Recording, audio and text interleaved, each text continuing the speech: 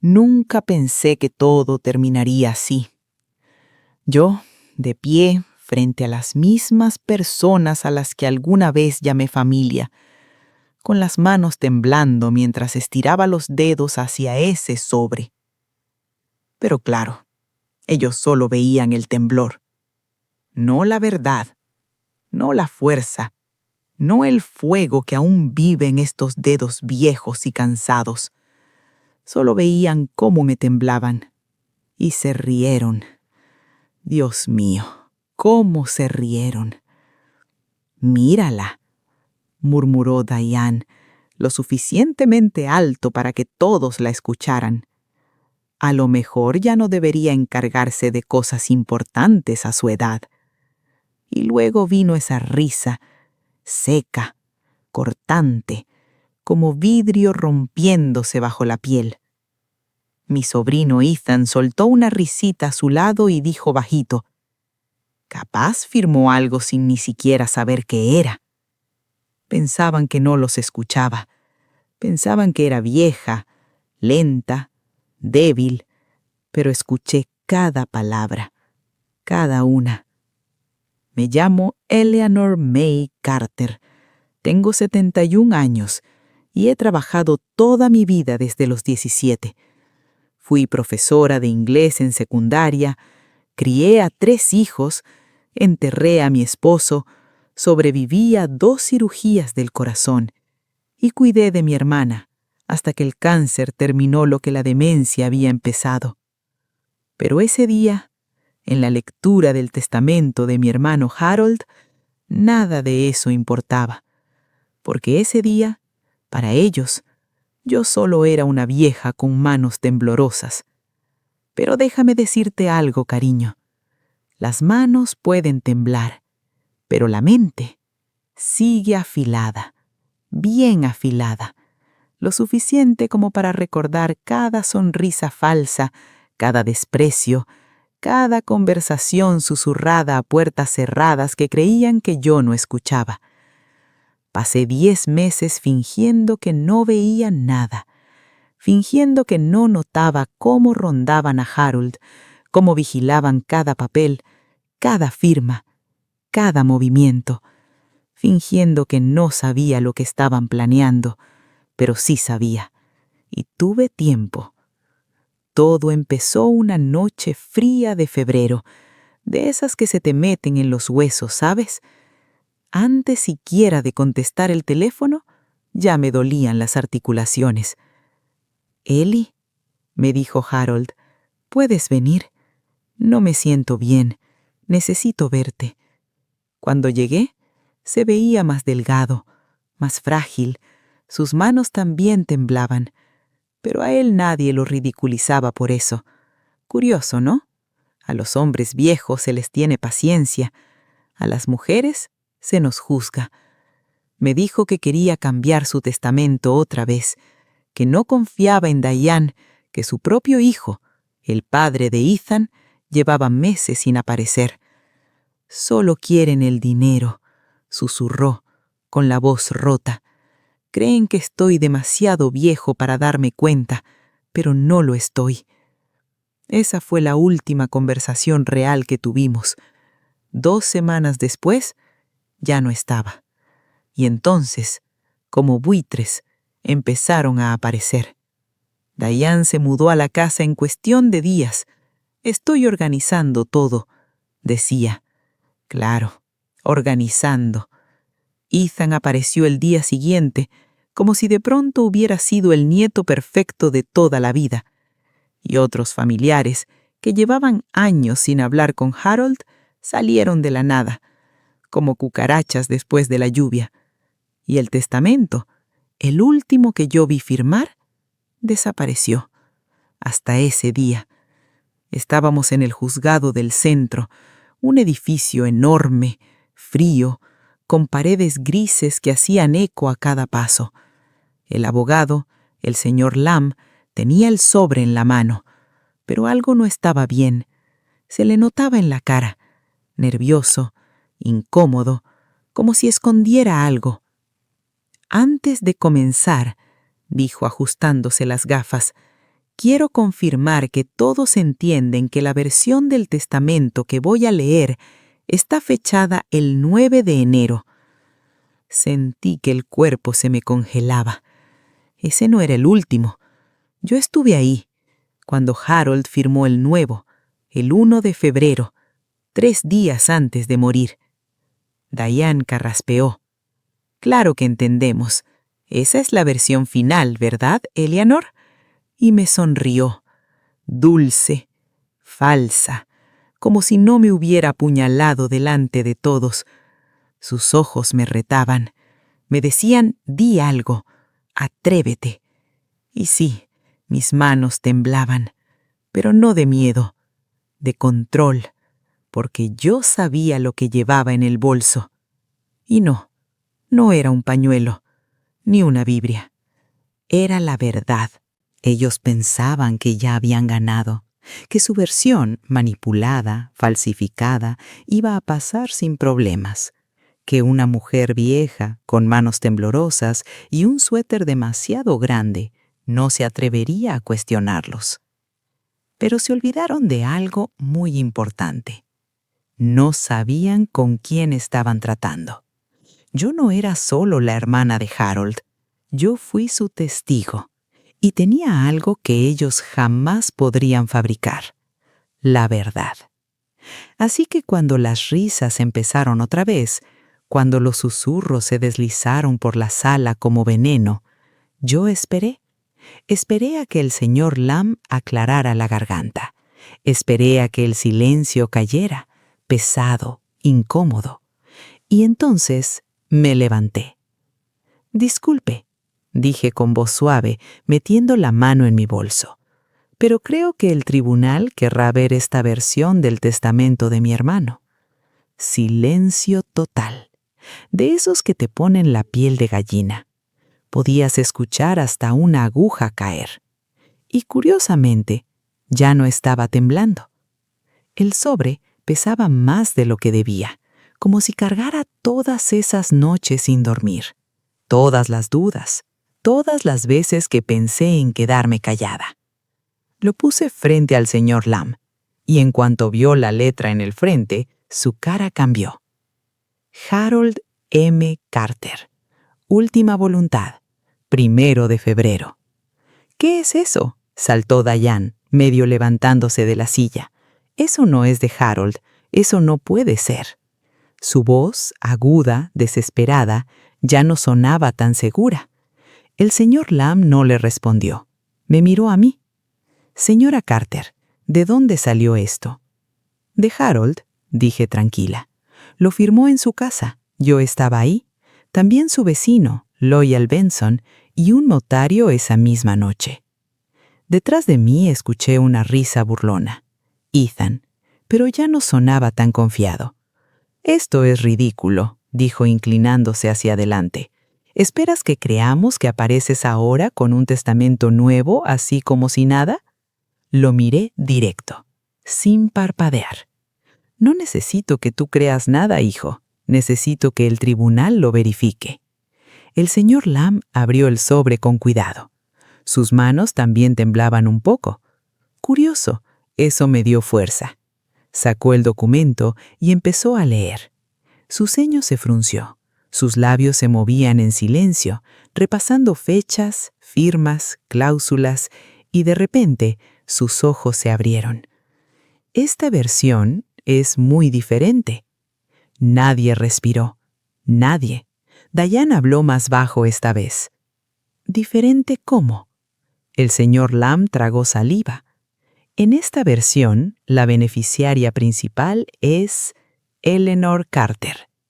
Y ahí se desató el caos. «Vieja mentirosa», gritó Diane, lanzándose hacia la mesa. «Lo manipulaste, te aprovechaste de él». Su marido tuvo que agarrarla del brazo. «Esto es abuso, esto es fraude». Sonreí apenas. «De eso sabes bastante, ¿no?».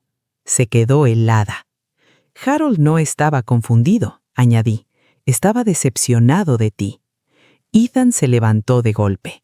«Esto no puede estar pasando. Mi padre dijo que todo ya estaba arreglado. que el abogado tenía todo. Ahí estaba, el error, la grieta. Lo miré y luego al señor Lamb. ¿Escuchó eso? Ethan se quedó blanco. Demasiado tarde. Diane le susurró entre dientes. «Cállate, Ethan». Pero yo no había terminado. Me giré hacia la jueza, una mujer con cabello gris, mirada dura, de esas que no se dejan engañar. «Su señoría», dije firme, «este documento fue firmado, notariado y presenciado. Tengo pruebas. Creo que este es el testamento real que mi hermano quiso dejar». La jueza asintió lentamente. «Entonces será tratado como tal, hasta que se verifique». Diane empezó a llorar, pero no eran lágrimas reales, era teatro. «Está mintiendo, lo obligó. Harold jamás nos habría dejado fuera». No pude evitarlo, solté una pequeña risa. «Diane», dije, «Harold descubrió robando de su cuenta en diciembre». Silencio, total. «¿Recuerdas? Dijiste que era un error, que la tarjeta compartida falló, pero él vio la transferencia, el collar, el club de vino». Su cara se puso roja, roja como tomate. «Me lo contó todo. Iba a enfrentarte, pero se enfermó, así que me pidió ayuda». Vi a Ethan procesarlo todo, su cara desmoronándose poco a poco. «Yo debería haber estado ahí», murmuró. «Soy familia». Lo miré con una mezcla de tristeza y firmeza. «¿Y dónde estabas cuando estabas solo en el hospital?». No respondió. «¿Dónde estabas cuando no podía ir a quimioterapia?». Silencio. «¿Dónde estabas cuando se cayó 2 veces en una semana y solo quería compañía?». Nada. Porque no estaban. Yo sí. La jueza se inclinó hacia adelante. «Ambas versiones serán analizadas por un perito, pero si las firmas son auténticas, este tribunal reconocerá la versión más reciente». Golpe final. La ley. Diane se dejó caer en la silla, como si le hubieran cortado los hilos. Ethan, callado, pálido, derrotado. Yo me senté otra vez. Mis manos volvieron a temblar, pero esta vez no era miedo. Era otra cosa. Era saber que la verdad ya había empezado a hablar. Esa noche no dormí. O bueno, no de verdad. Me quedé mirando el techo, con los ojos abiertos, repasando todo. No porque tuviera miedo de lo que iba a pasar, sino porque estaba recordando cada detalle, cada conversación, cada momento en el que casi me rendí. Hubo noches, te lo juro, en las que pensé, ya está, déjalo así, no vale la pena. Pero Harold no habría querido eso. Siempre decía, «Ellie, tú eres callada, pero cuando te levantas de verdad». Y esa vez, por fin lo había hecho. Pero incluso el valor necesita apoyo. A la mañana siguiente me encontré con Lyle Benson, el vecino de Harold. Nos vimos en una cafetería pequeña, tranquila, a 2 calles del juzgado. Él ya estaba ahí, como siempre, temprano, con su café negro y uno de esos libritos de crucigramas. «No pensé verte tan pronto otra vez», me dijo sonriendo. Me senté frente a él. «Intentaron esconder el testamento nuevo». Soltó una pequeña risa. «Te lo dije, la gente se pone rara cuando hay dinero de por medio». Asentí. «Necesito tu ayuda otra vez. ¿Van a pelear esto?». Su expresión cambió. Se puso serio. «¿Quieres que testifique?». «Puede que sí. Tú estabas ahí. Escuchaste todo. Sabes lo que Harold quería». Hizo una pausa y luego dijo, «Aún tienes la grabación, ¿verdad?». Saqué el teléfono. «Claro que sí». Era corta, solo 38 segundos, pero suficiente. Le di play y la voz de Harold, débil, entrecortada, pero Clara llenó ese pequeño espacio. Ellie, quiero que esta versión sea la que cuente. Se van a enfadar, pero tú estuviste aquí. Siempre estás. Asegúrate de que no se queden con lo que no les pertenece. Cuando terminó, Lyle me miró fijo. Lo decía en serio. Esa grabación había sido mi salvación durante meses, y aún no se la había dado al abogado. No, yo estaba esperando el momento exacto, porque sabía cómo iban a atacar. Ella lo manipuló. No estaba en su sano juicio. Es una vieja resentida. Podía escucharlo en mi cabeza, pero esta vez se equivocaron conmigo. Esa misma tarde fui al juzgado y presenté la grabación como evidencia. También entregué los registros médicos de Harold del día en que firmó el Nuevo Testamento. Ahí estaba todo, lúcido, consciente, apto para recibir visitas, sin dudas, sin excusas. El nombre del notario ya estaba en los documentos, así que lo llamé personalmente. «¿Harold Carter?», dijo al teléfono. Sí, lo recuerdo. Débil, pero muy claro mentalmente. Hacía preguntas. Estaba seguro de lo que quería. Incluso bromeó sobre la música de su funeral. Sonreí un poco. Ese era Harold. Diane y Ethan no tenían ninguna posibilidad. 3 días después, llegó el aviso oficial. El tribunal iba a validar el Nuevo Testamento de forma preliminar y habría una audiencia completa. Claro, Diane no tardó en reaccionar. Presentó una objeción. Influencia indebida, dijo. Pero en cuanto apareció con su abogado, un tipo rígido, corbata barata, mirada fría, supe que algo no iba bien para ellos. Su única estrategia era atacarme a mí, mi edad, mis manos, mi salud, mi carácter. Querían pintar una imagen, una vieja sola, amargada, esperando heredar, pero no podían borrar las pruebas, no podían callar la grabación, no podían esconder la verdad. Y aún así, cuando entré otra vez a esa sala, estaba nerviosa. La sala estaba llena. Diane vestida de negro. ¡Qué dramática!, ¿no? Ethan con cara de no haber dormido en días. Yo llevaba un suéter azul, uno que Harold me regaló en Navidad. No fui a llorar, fui por justicia. El señor Lamb se inclinó hacia mí. Tenemos todo, pero manténgase tranquila. Van a atacar su carácter. Que lo intenten. Y vaya que lo intentaron. El abogado de Diane se levantó, apuntándome con el dedo como si estuviera en un teatro. ¿No es cierto, señora Carter, que usted sufre de temblores y problemas de memoria? Respiré hondo. Sufro de artritis y presión alta. Mi memoria está perfecta. Lo miré directo. Recuerdo cada fecha, incluido el día en que Harold cambió su testamento y el día en que Diane cambió las cerraduras antes de que su cuerpo siquiera se enfriara. Un murmullo recorrió la sala. La jueza levantó una ceja. El señor Lamb tomó la palabra, con la grabación en mano y un correo impreso de Harold pidiendo redactar un nuevo testamento.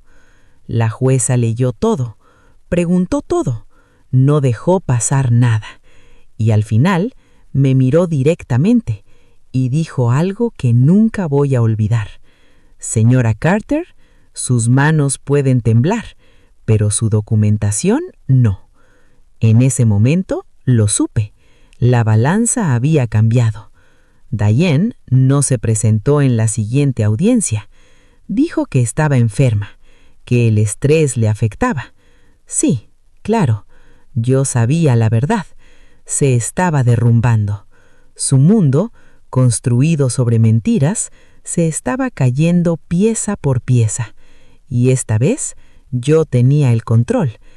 Ethan sí fue, solo, callado, sin mirarme. Casi me dio pena, casi, pero luego recordé cómo se rió de mí, cómo me miró como si yo no fuera nada. Y no, la compasión no tenía lugar ahí. Ese día, la jueza pidió declaraciones finales, y todo estaba a punto de decidirse, pero lo mejor todavía no había pasado.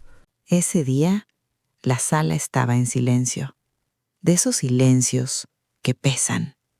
Mi abogado, el señor Lamb, se levantó con calma, sin gritar, sin drama. No lo necesitaba. Simplemente presentó los hechos. El testamento de febrero, legal, firmado, notariado, verificado. La grabación de Harold, probando su intención. Los correos, mostrando la planificación. El testimonio del notario. Y yo, sin antecedentes, sin interés económico previo, solo una mujer que estuvo ahí hasta el final. En cambio, Diane y Ethan no tenían nada, solo palabras. Cuando la jueza le pidió al abogado de Diane que respondiera, se le notaba perdido. Volvió a lo mismo. Es mayor, es emocional, no es confiable. Pero esta vez su voz temblaba, porque él también sabía que ya estaba perdido. Y entonces pasó algo que nadie esperaba. La jueza dijo: «Quiero escuchar la grabación». Mi corazón se aceleró. Saqué el teléfono y se lo entregué al alguacil. Lo conectó al sistema de la sala y presionó play. Y entonces la voz de Harold llenó todo el lugar. Rasposa, débil, pero clara como el día. «Ellie, quiero que esta versión sea la que cuente. Se van a enfadar, pero tú estuviste aquí. Siempre estás. Asegúrate de que no se queden con lo que no les pertenece». Silencio. Total. Ethan parpadeó, como si algo dentro de él se rompiera. El abogado de Diane se hundió un poco en su silla. Hasta la persona que tomaba nota se detuvo por un segundo. Y la jueza finalmente habló. «He escuchado suficiente. Daré mi decisión mañana al mediodía». Casi terminaba todo, pero no. La vida todavía tenía un giro más preparado. Esa noche recibí un correo de alguien que no esperaba.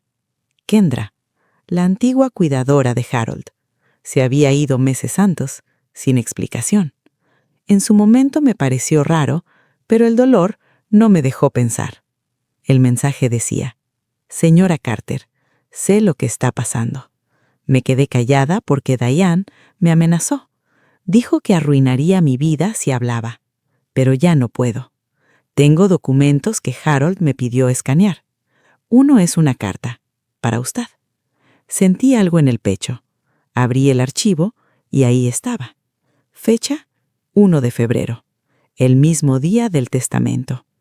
«Querida Ellie, si estás leyendo esto es porque no pude despedirme bien.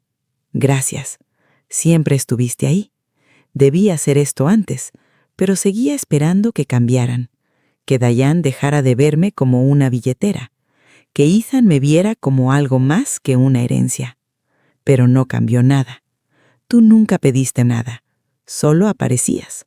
Cocinabas, leías para mí, me cuidabas. Esta casa, esta tierra, mis ahorros, deben ir a alguien que sí se preocupó. Si pelean esto, no te rindas. Sé que estás cansada.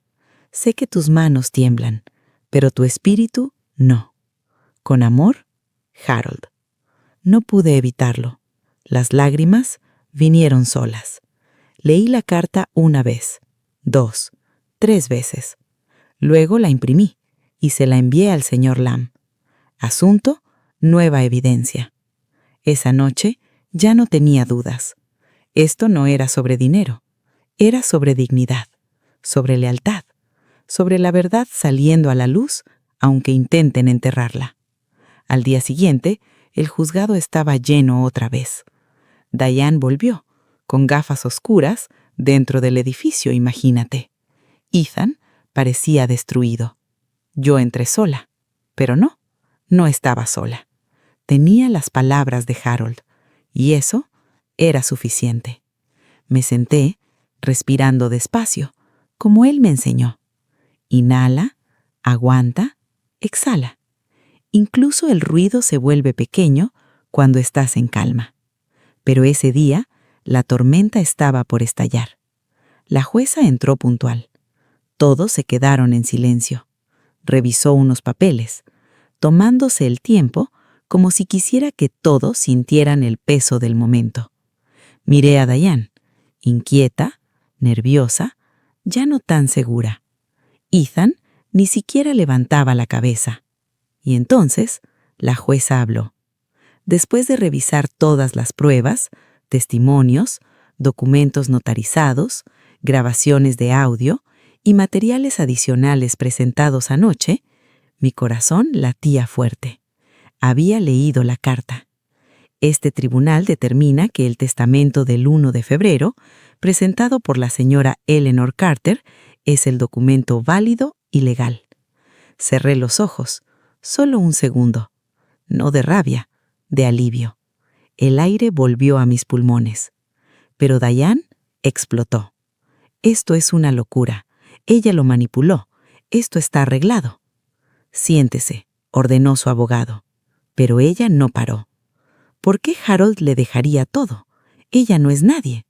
La jueza golpeó el mazo. Basta. Silencio total. Lo que importa aquí es la evidencia, y la evidencia respalda completamente el testamento de febrero. Diane intentó hablar otra vez, pero la jueza levantó la mano. También he revisado la carta del señor Carter, y aunque no es un documento legal, confirma claramente su intención. Diane se dejó caer, derrotada. La jueza me miró. Señora Carter, puede proceder como ejecutora del patrimonio. Ascendí. Gracias, su señoría. Y así terminó todo. Un solo golpe de mazo y la verdad ganó. Ese fue el final. Al menos en el tribunal. Pero la vida no termina cuando el juez golpea el mazo. Afuera, en el pasillo, cerca de los ascensores, Diane me alcanzó. Sus tacones sonaban contra el suelo como disparos. ¿Crees que esto te hace mejor que nosotros?, me dijo entre dientes. ¿De verdad crees que él quería darte todo? La miré, sin miedo, sin prisa, sin temblar. No, le dije, no me hace mejor. Hice una pausa. Pero yo estuve ahí para él, y tú solo estuviste por su dinero. Su cara se torció, pero no dijo nada más, porque ya no tenía nada. Entré al ascensor y cuando las puertas se cerraban, la vi reflejada en el metal, parada, quieta, vacía. Y por primera vez, no sentí culpa. Esa misma noche, entré a la casa de Harold, mi casa ahora. Todo estaba en silencio, pero no era un silencio triste, era un silencio lleno.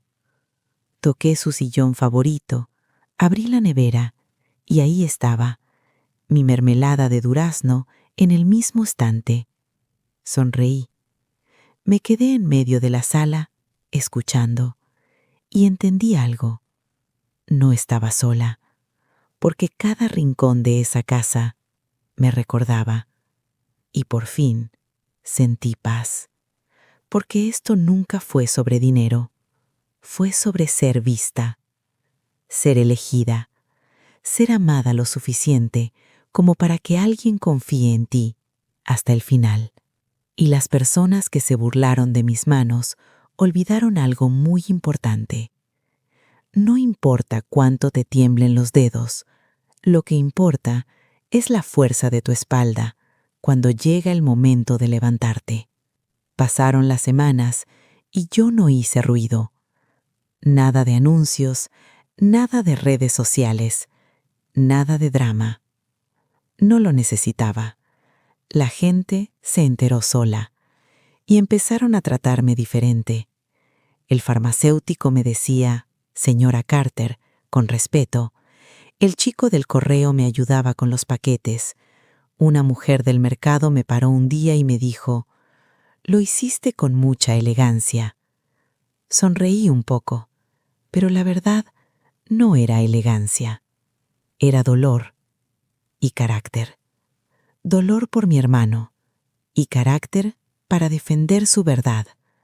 Lo primero que hice fue recorrer la casa con una libreta, no para ver qué vender ni cuánto valía cada cosa, sino para escribir recuerdos.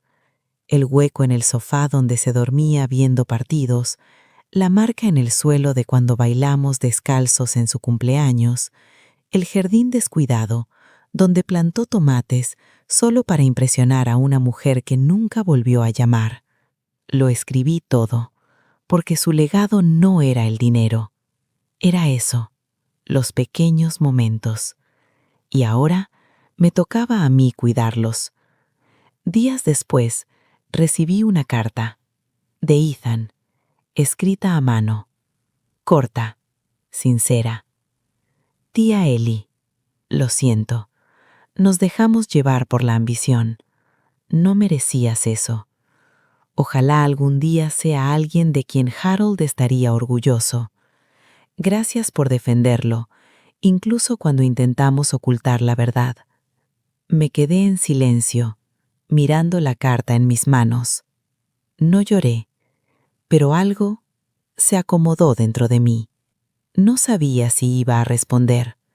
Algunas heridas no necesitan palabras, solo tiempo. Pero entendí algo. Habían aprendido. Tal vez tarde, pero algo había cambiado. Esa misma semana fui a hacer mi propio testamento. Sí, aprendí la lección. Me senté, derecha, segura, dejando todo claro, sin huecos, sin dudas, sin buitres. No elegí sangre, elegí carácter. Dejé el sillón de Harold y sus libros a Lyle, doné parte del dinero a un hospicio y la casa la dejé para alguien que realmente la necesite, alguien que esté empezando de nuevo, porque entendí algo muy claro. La sangre puede fallarte, pero el carácter, ese no. Al salir de la oficina del abogado, pasé frente a un espejo. Me detuve, me miré. El cabello más fino, la espalda un poco encorvada, y sí, las manos todavía temblaban. Pero mis ojos no. Estaban firmes, claros, fuertes. Y en ese momento entendí. Toda mi vida fui subestimada, ignorada, porque no gritaba, olvidada, porque no hacía ruido. Pero cuando importó, no necesité gritar. Solo necesité ponerme de pie. Y cuando lo hice, la verdad habló por mí. Así que déjalos reír, déjalos señalar, déjalos burlarse de manos temblorosas, porque cuando llegó el momento, yo le entregué la verdad al juez, y la verdad no tembló. La verdad rugió.